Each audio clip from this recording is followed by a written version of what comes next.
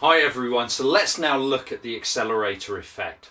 Now, this theory is very important when it comes to the level of investment taking place within an economy.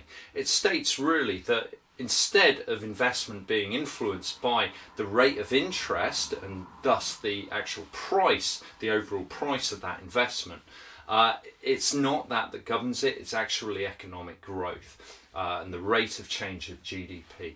So really, if you anticipate economic growth to be increasing and you're in a growth stage of the economic cycle, then you can expect the level of planned investment to increase. And why is that? Because of positive business confidence and positive consumer confidence.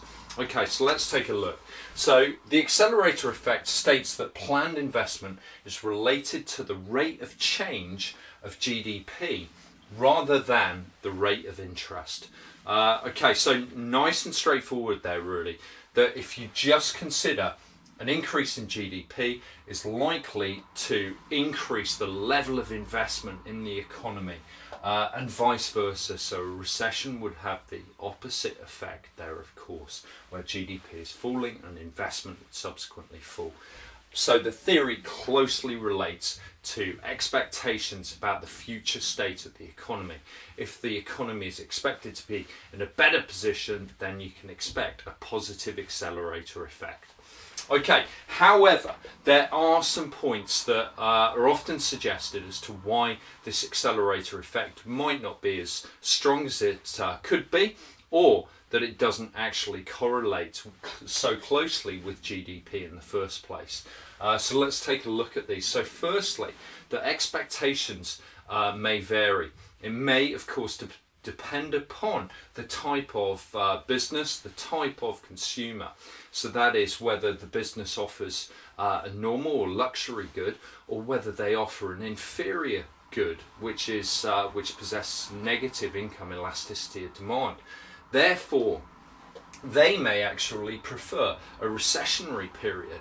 If you look at businesses, for instance, like Pound World, B&M, those businesses expanded rapidly when the UK economy was in a real economic slump. And the key reason for that, of course, is that many other stores had actually vacated their premises on the high street, and it meant that Poundland and other similar types of business could expand into those premises, which were going at very cheap leases then. So expectations can, of course, vary and depend upon a business and the different consumers within an economy. There's also time lags when it comes to investment. So it's one thing actually having positive expectations about the future of the economy, but then when you actually come to think about your investment, there's going to be a significant time lag. Now, that time lag will be greater, of course, the more significant the investment that is undertaken. So that can be quite complex, and means that this doesn't quite closely correlate as you might necessarily expect.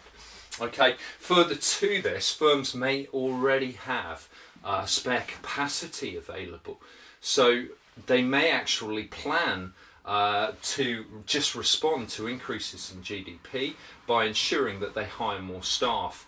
By hiring more staff, that increases their capacity to produce, and thus they don't actually need to undertake investment in the first place, perhaps. There's also the argument related to the impact of sluggish growth. So if economic growth is positive but perhaps below trend, what sort of influence might that actually have on the investment within the economy? May businesses actually be looking overseas perhaps for their investment, for instance? Okay, and then we've also got to consider that business confidence may of course be influenced by the political situation and the level of confidence within the politicians that are currently in power, how much credibility they actually possess.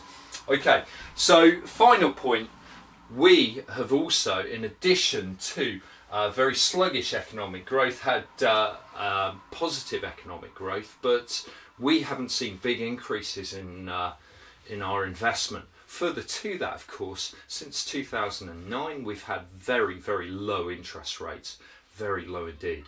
And despite this, the level of investment in the UK economy is still very low.